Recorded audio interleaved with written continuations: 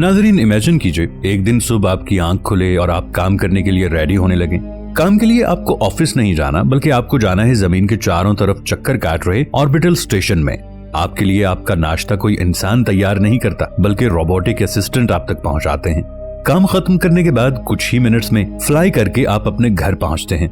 Dinner करने के लिए आप किसी लोकल रेस्टोरेंट या किसी दूसरे मुल्क में मौजूद रेस्टोरेंट में नहीं जाते, क्योंकि आपको पता है कि जमीन के पास ही में एक दूसरा प्लेनेट है। वहां पर एक रेस्टोरेंट में बहुत अच्छा खाना मिलता है और आप इस पड़ोसी प्लेनेट तक फ्लाई करके डिनर करने जाते हैं। दोस्तों, ये सब बातें एक मूवी की तरह साइंस फिक्शनल जरूर हैं, लेकिन सच हैं। पिछली वीडियो में हमने टाइप 1 से लेकर टाइप 3 सिविलाइजेशंस तक बात की थी। आज हम बात करेंगे टाइप 4 से लेकर टाइप 7 की, जो कि हमारी जमीन की सबसे ज्यादा टेक्नोलॉजिकल एडवांस्ड सिविलाइजेशन होगी।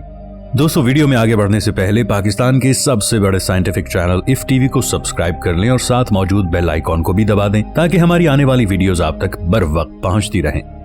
दोस्तों, आज तक हमें ऐसी कोई भी एडवांस सिविलाइजेशन देखने को क्यों नहीं मिली?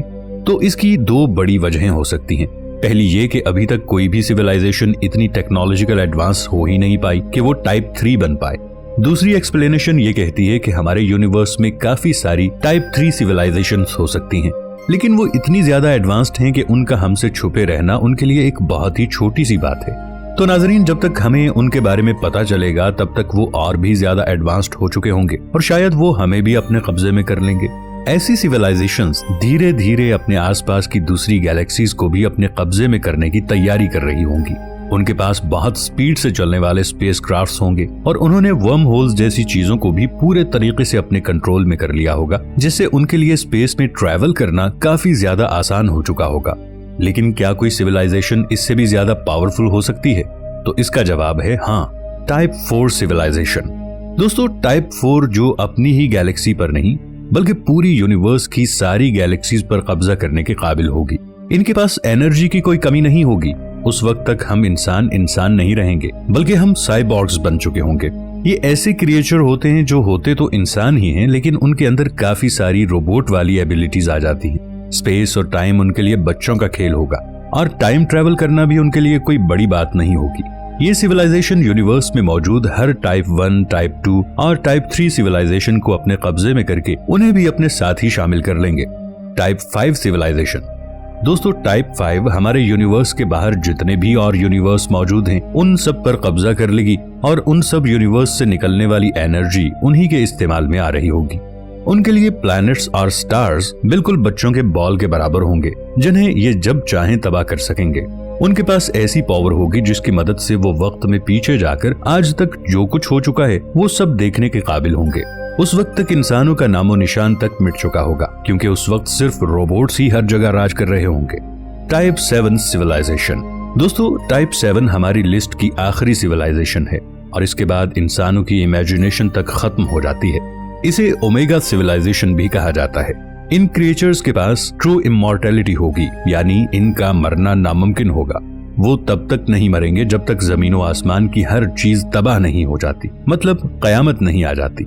ये अलग अलग डायमेंशंस में जाने के भी काबिल होंगे।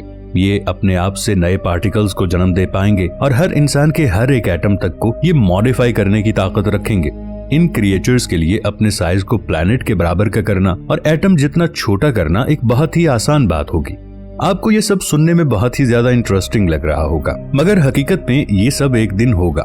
लेकिन ऐसा होने में इतने बरस लग जाएंगे जितना शायद हम इंसानों की बनाई गई गिनती भी डिफाइन नहीं कर सकती।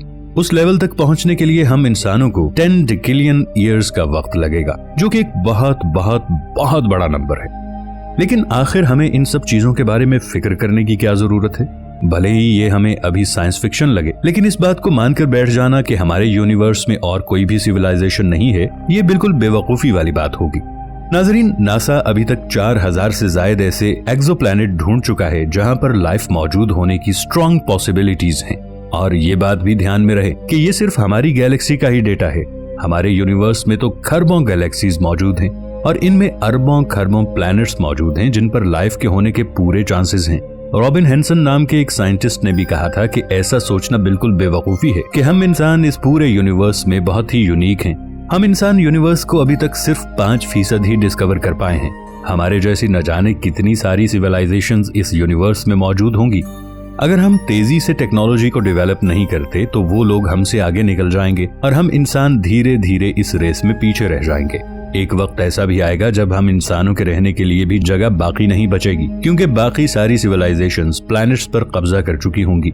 ऐसे में ना चाहते हुए भी हमें अपने आप को खत्म करना ही पड़ेगा या फिर किसी और का गुलाम बनकर रहना पड़ेगा। रॉबिन हेंसन के मुताबिक अगर हम भारी तादाद में एनर्जी प्रोड्यूस करते हैं तो इसके बाद भी हमें एक बहुत बड़ी परेशानी का सामना करना पड़ेगा, जिसे साइंटिफिक जबान में कहा जाता है the great filter. Robin Henson ने ही इस लफ्ज को 1996 में इन्वेंट किया था। उनके मुताबिक जितनी तेजी से कोई सिविलाइजेशन एनर्जी की कंजप्शन को बढ़ाती है, उतनी ज्यादा परेशानियां उसके सामने खड़ी होने लगती हैं। इसका एक बहुत अच्छा एग्जाम्पल आप हमारी जमीन पर भी देख सकते हैं। जब इंसान जमीन पर नहीं थे तब यहाँ पर साफ पानी और चारों तरफ हरियाली हुआ करती थी। जैसे जैसे हम इंसान आगे बढ़ते गए वैसे वैसे हमने काफी सारे जानवरों और पेड़ पौधों का खात्मा कर दिया। आज हम टेक्नोलॉजी में तो काफी आगे गए हैं, लेकिन हमने अपने लिए काफी सारी परेशानियां भी खड़ी कर ली हैं। इनमें से सबसे बड़ी परेशानी है पोल्यूशन की। यहाँ तक कि हम इंसानों ने स्पेस में पोल्यूशन करना शुरू कर दी है। धीरे धीरे ये पोल्यूशन हमारी ही जान लेती रहेगी और अगर इसे सही तरीके से कंट्रोल नहीं किया गया तो इसकी वजह से हम इंसान खत्म हो जाएंगे। मिचियो काको नाम के इस साइंटिस्ट के मुताबिक अगले 100 सालों में ये पता चल जाएगा कि हम इंसान टेक्नोलॉजिकली आगे बढ़ भी पाएंगे या नहीं। अगर इन 100 सालों में सब कुछ ठीक तरह से होता है तो हम बहुत जल्द टाइप 1 सिविलाइजेशन बन जाएंगे और फिर आगे का रास्ता हमारे लिए काफी आसान होगा। लेकिन अगर इन 100 बरस में ज्यादा पोल्यूशन या फिर वर्ल्ड वॉर होती है तो हम इंसान टेक्नोलॉजी में तो पीछे चले ही जाएंगे, साथ ही हमारे खत्म होने की भी चांसेस काफी ज्यादा बढ़ चुके होंगे। वो बताते हैं कि हमें टाइप 1 सिविलाइजेशन बनने के लिए ज्यादा एनर्जी नहीं बल्कि ज्यादा से ज्यादा सस्टेनेबल एनर्जी की जरूरत है। सस्टेनेबल एनर्जी यानी एनर्जी को इस तरह से इस्तेमाल करना कि इसका माहौल पर कोई भी बुरा असर ना हो। इसके अलावा हमें सिर्फ एनर्जी पर ही नहीं बल्कि ह्यूमन राइट्स पर भी फोकस करना होगा। अगर हर इंसान के पास अपना काम करने के पूरे राइट्स होंगे तो हमें हमेशा ही कुछ न कुछ नई इन्वेंशंस देखने को मिलती रहेंगी। आज के वक्त में सोशल मीडिया और मॉडर्न एडिक्शंस की वजह से इंसानों की तरक्की की ग्रोथ काफी ज्यादा रुक चुकी है।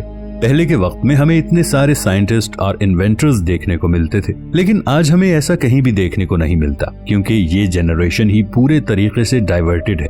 जब तक हम इसे सही नहीं करेंगे तब तक हम आगे नहीं बढ़ पाएंगे। दोस्तों, अगर आप इस वीडियो का पार्ट 6 देखना चाहते हैं तो जल्दी से कमेंट सेक्शन में पार्ट 6 लिख दीजिए। वीडियो अच्छी लगने की सूरत में इसे लाइक करें, कमेंट्स करें और अपने दोस्तों से शेयर करें। और जिन्होंने अभी तक हमारे चैनल इफ टीवी को सब्सक्राइब नहीं किया वो जल्दी से इसे सब्सक्राइब करके बेल आइकॉन को क्लिक कर दें, ताकि आपको हमारी हर नई आने वाली वीडियो की नोटिफिकेशन मिल सके। मिलते हैं एक नई इन्फॉर्मेटिव वीडियो के साथ। तब तक के लिए इफ टीवी की टीम के साथ ताहिर उबैद चौधरी को दीजिए इजाजत। अल्लाह निगहबान।